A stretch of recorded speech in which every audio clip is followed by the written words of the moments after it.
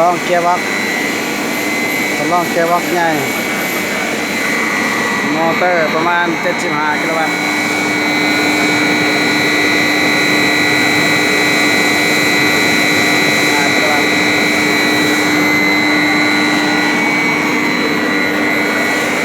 SD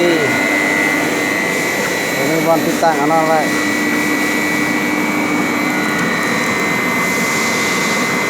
ร้อย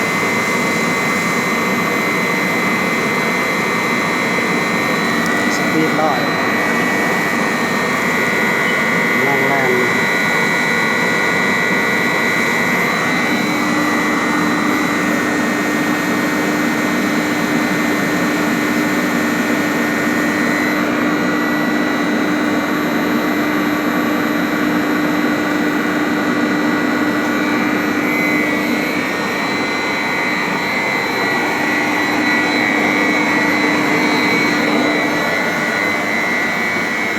ช็อปมาเอง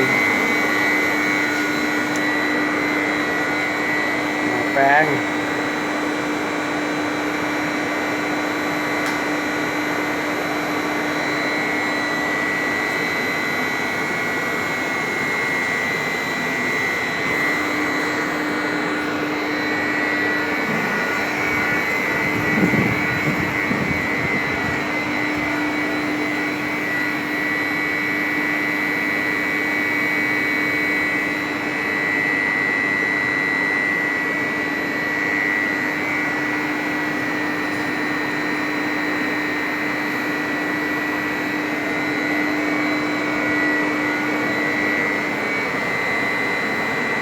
เนื้อนี่ยังนอนอยู่เนื้อนี่เก็บบ็อกกระทันมาใช่เนื้อมอเตอร์มันยังน้อยอยู่มอเตอร์มันใหญ่เป็นไร45กิโลวัตต์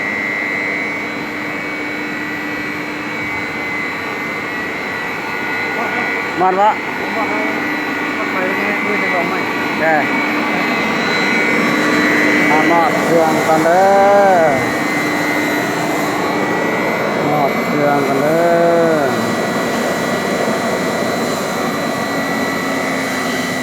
มอดแล้ว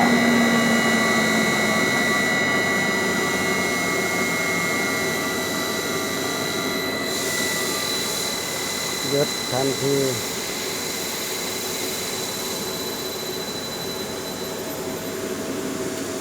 หยุดมีกัน